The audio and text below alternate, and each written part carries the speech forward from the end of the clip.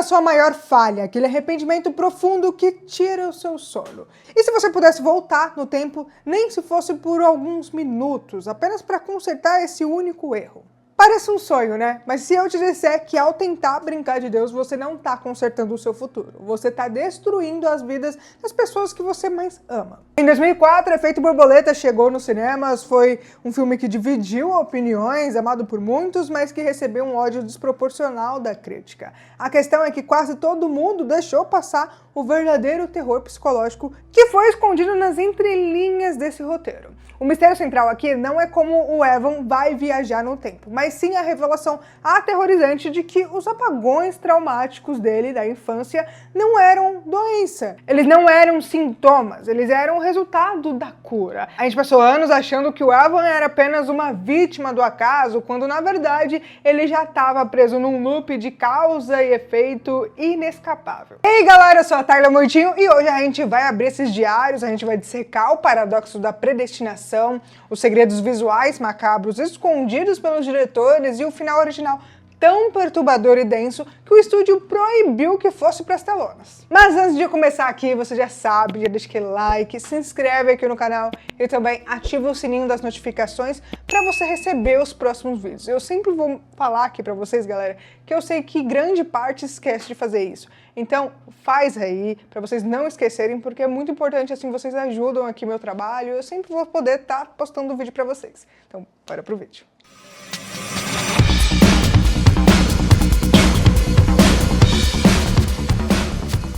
Pra gente entender a genialidade sombria de Efeito Borboleta, a gente precisa alinhar as regras brutais desse universo. O Evan, o nosso protagonista, interpretado pelo Ashton Kutcher, sofria de apagões severos na infância. Essa questão sempre ocorria durante os momentos mais pesados e traumáticos da vida dele. E por recomendação médica, para tentar fixar suas memórias, ele começou a escrever absolutamente tudo em diários. Anos mais tarde, já na faculdade, ele redescobre esses cadernos esquecidos e ao ler uma das páginas, a magia, ou melhor, a maldição acontece. Ele é literalmente teletransportado de volta para o próprio corpo na sua versão criança, exatamente no momento do apagão. No começo ele acha que é um sonho hiperrealista, até que ele queima o próprio peito com um cigarro no passado e acorda no presente com uma cicatriz de queimadura. Aqui a regra é estabelecida, a viagem é real. Mas é aqui que a gente entra no nosso problema. Quando uma tragédia afeta os seus amigos de infância, o Evan decide usar esse dom para alterar o passado e impedir que as coisas ruins aconteçam, especialmente com a Kaylee, a garota que ele sempre amou. Só que o filme constrói uma lógica impiedosa. Cada vez que ele altera um micro detalhe, a linha do tempo se reescreve por completo e os problemas se multiplicam como uma bola de neve. A regra fundamental desse universo é: a felicidade do Evan custa a desgraça dos outros. Se ele salva Kelly, o irmão dela, o problemático Tommy, vira um psicopata absoluto. Se ele tenta salvar todos, ele acorda em uma realidade onde os seus amigos estão mortos, ou ele mesmo perde o braço ou acaba em um manicômio. O problema do Evan é que ele continua voltando para consertar o erro do conserto, e a fratura da realidade só aumenta. A verdadeira loucura narrativa aqui é a natureza dessa viagem no tempo, o chamado paradoxo de predestinação ou paradoxo de loop casual. Lembra que eu falei lá no início que os apagões não eram o problema, mas sim o resultado? Pensa comigo, os apagões que ele tinha na infância eram exatamente os momentos em que o seu eu do futuro habitava o seu corpo. Mas como esses apagões existiam antes dele viajar no tempo pela primeira vez na faculdade? Aqui é uma profecia autorrealizável. O Evan não muda uma linha do tempo de viagem. A linha do tempo dele sempre contou com as interferências do futuro. Ele estava destinado a fazer tudo o que levou ele de volta para aquele momento. Quando a gente entende o pesadelo lógico que o roteiro é, fica muito mais fácil de apreciar os detalhes insanos que os diretores espalharam pelo filme. Eles usaram a direção de arte e a colorimetria como gatilhos psicológicos para o nosso desespero, e você provavelmente nunca notou isso. Presta atenção na próxima vez que você for assistir. Toda vez que algo terrível e inevitável está prestes a acontecer, um tom muito específico de vermelho que a produção apelidou de Miller Red domina a cena. As paredes do cinema antes da briga brutal com Tommy, a cor do porão, as luzes atrás da Kaylee quando ela aparece como uma dependente química. O vermelho não é o acaso, é o próprio universo gritando que o Evan falhou novamente. E existe uma outra cor que carrega uma bagagem imensa da história. O verde de manicômio, gente. Esse tom doentio apareceu na tela toda santa vez que o Evan fala sobre o pai dele. E é aqui que a gente precisa puxar o fio condutor dessa linhagem amaldiçoada. O pai do Evan estava trancado em um hospital psiquiátrico pelo exato mesmo motivo que atormentava o nosso protagonista. A viagem no tempo não é um acaso, é uma condição genética. Mas porque o pai, que também tinha o dom, não conseguiu simplesmente achar uma foto, voltar no tempo e se consertar. A resposta é o que torna o destino dele tão aterrorizante. Diferente do Evan, que detalhava o seu dia em vários diários, o pai dele usava um álbum de fotografia. Lembra das fotos? Ele tinha essas fotos de propósito para ter âncoras temporais. A teoria que eu achei mais legal, assim, e que faz sentido, é que o pai do Evan alterou o passado tantas vezes e de forma tão caótica que ele acidentalmente criou uma linha do tempo onde ele nunca montou aquele álbum. Ao ficar sem o seu meio de transporte temporal,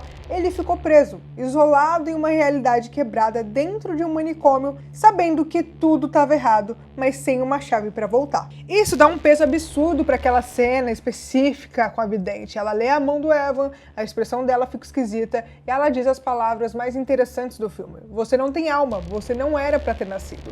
E por que ela diz isso? Não é um miticismo barato, é a física temporal. O Evan só nasceu porque o pai dele bagunçou o tempo. A existência do Evan é um crime contra a realidade. Para piorar, o filme mostra as consequências físicas desse dom. A mente humana não foi feita para suportar o impacto de dezenas de anos de novas memórias sendo gravadas a cada segundo. Toda vez que o Evan volta, o nariz dele sangra, o cérebro dele tá literalmente sofrendo hemorragias. Inclusive, no roteiro original, a ideia é que o Evan terminasse o filme em estado vegetativo, incapaz de falar ou se mover de tanto que o seu cérebro fritou.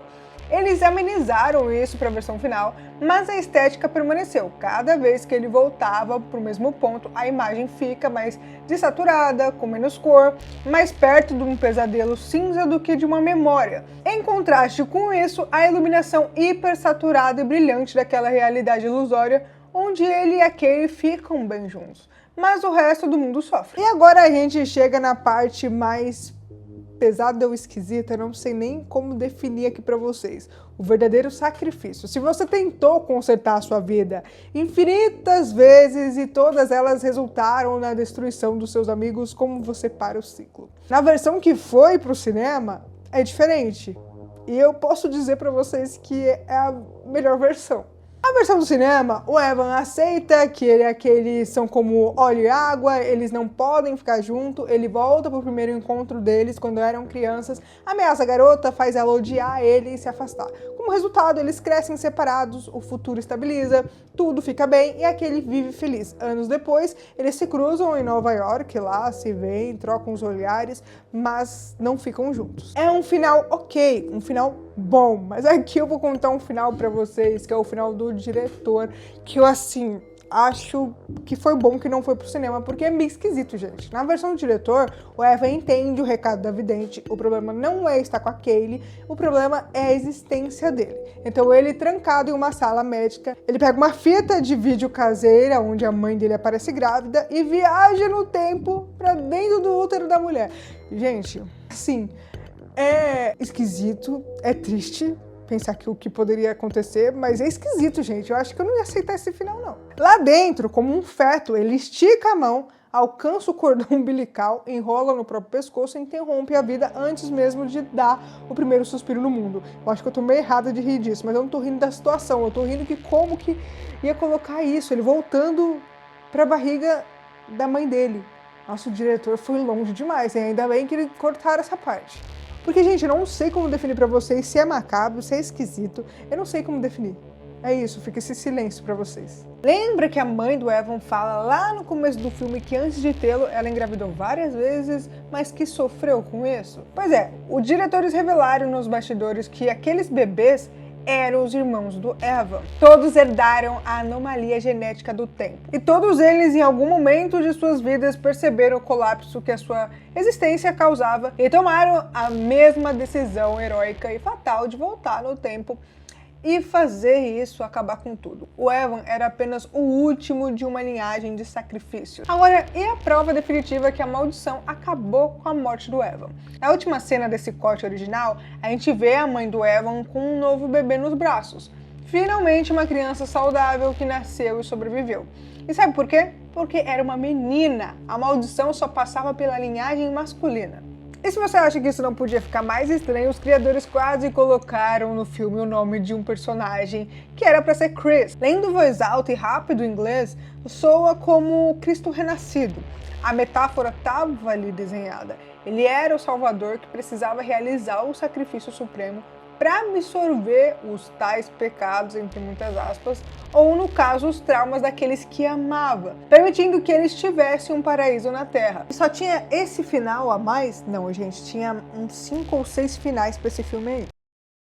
Efeito Borboleta não é um filme perfeito. As regras da viagem no tempo, se você olhar com uma lupa bem severa, dão algumas derrapadas. Mas a execução do horror psicológico, a constante tensão de que uma ação boa vai ser punida com uma crueldade desproporcional, fazem dele um marco para o cinema dos anos 2000. A atenção aos pequenos detalhes é o que faz essa obra sobreviver ao teste do tempo.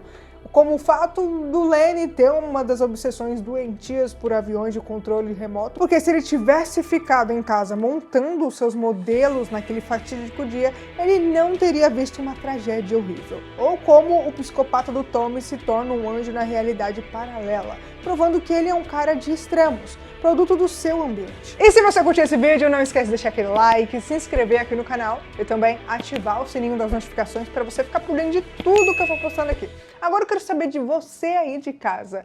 Qual é a melhor versão de final pro Evan? A versão dramática do cinema, onde eles se desencontram na rua, ou a versão brutal e poética do sacrifício no útero? Comenta a sua teoria, a sua opinião aqui embaixo, que eu vou ler todos os comentários. E não sai daí, porque tem mais conteúdo insano esperando por você. É só clicar no vídeo, vai estar aparecendo aí na tela agora. E bom, por hoje é isso. Grande abraço e até o próximo vídeo.